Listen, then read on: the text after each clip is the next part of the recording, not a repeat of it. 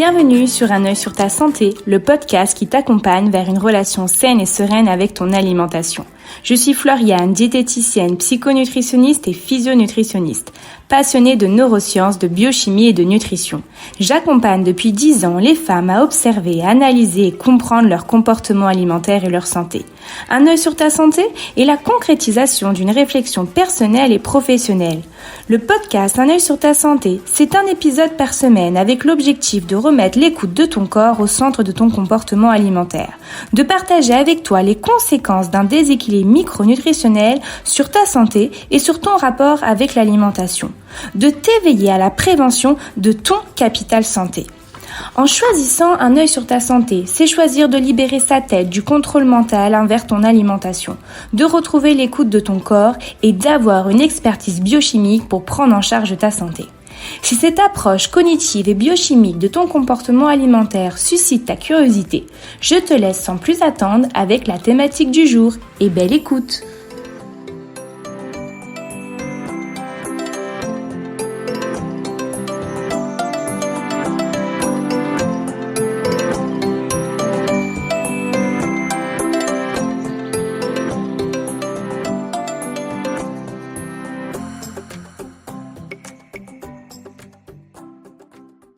N'achète pas le chocolat.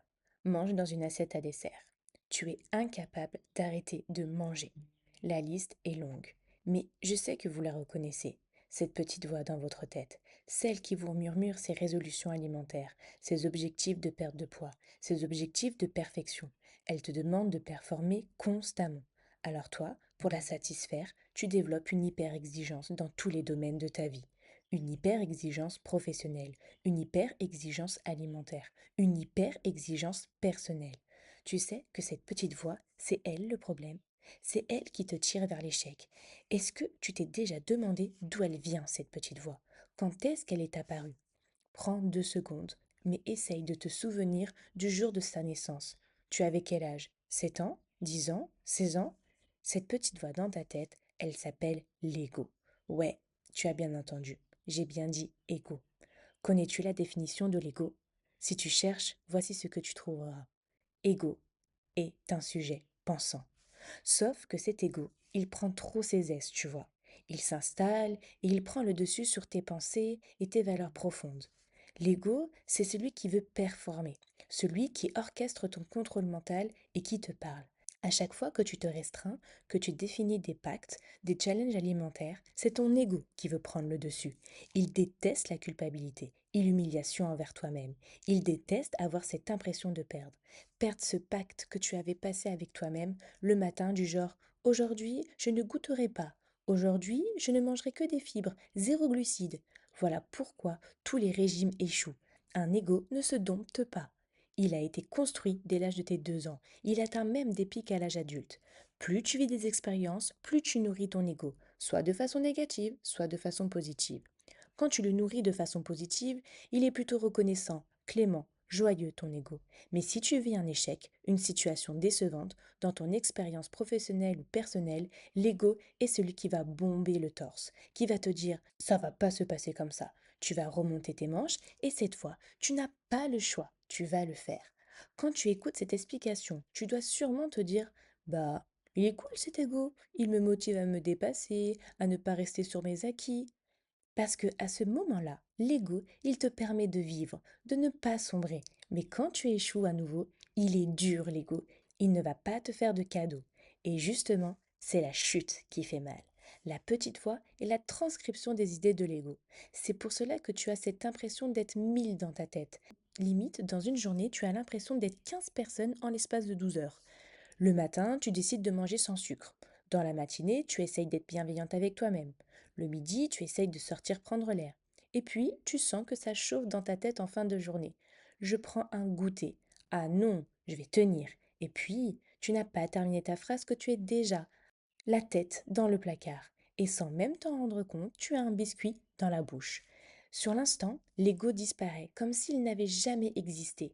Et puis, l'ego fait son comeback, avec des phrases infligeantes et rabaissantes. C'est à ce moment-là que l'ego est destructeur et néfaste. Ce que tu dois comprendre avec l'ego, c'est que quand tu vas dans son sens, il te caresse dans le sens du poil. Et si tu ne respectes pas ses règles, il se retourne contre toi. L'ego est totalement individuel, c'est-à-dire que aucun ego se ressemble. Pourquoi? Parce que l'ego se nourrit de ton histoire et de tes expériences de vie. Et comme nous avons tous une histoire différente, aucun ego ne se ressemble. Comment faire face à cette petite voix au quotidien? Comment dompter cet ego? Un ego se déconstruit. Dans un premier temps, vous devez analyser les situations où l'ego se réveille et se retourne contre vous. Dans un deuxième temps, vous devez rationaliser et vous rappeler que la petite voix est temporaire, qu'elle est un mécanisme de défense que l'ego a mis en place en pensant qu'elle peut être une source de motivation et de changement.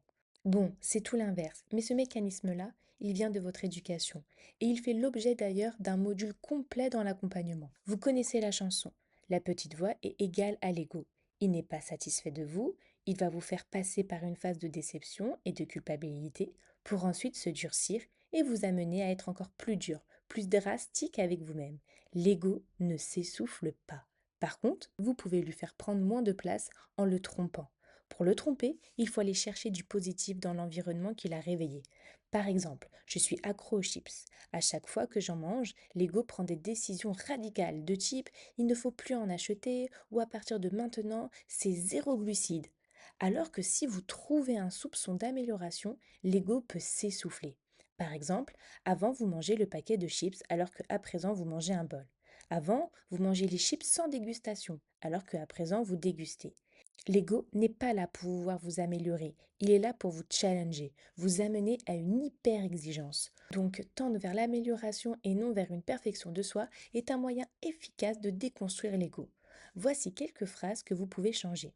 Je n'y arrive pas, je suis nul, par je fais de mon mieux, petit à petit, je change. Façon tu es nul, tu n'arrives à rien. Par l'être humain est un être imparfait qui a besoin de vivre des expériences pour comprendre et réussir. C'est pas compliqué de ne pas manger. Par, ce n'est pas moi le problème, mais la méthode mise en place. Personne ne peut arrêter de manger, ce n'est pas naturel.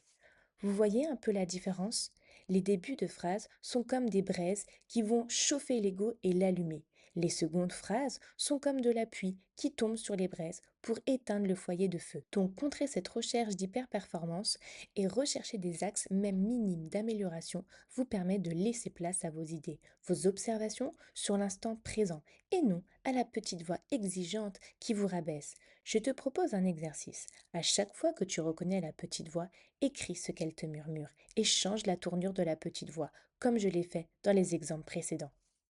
À très vite pour le prochain podcast.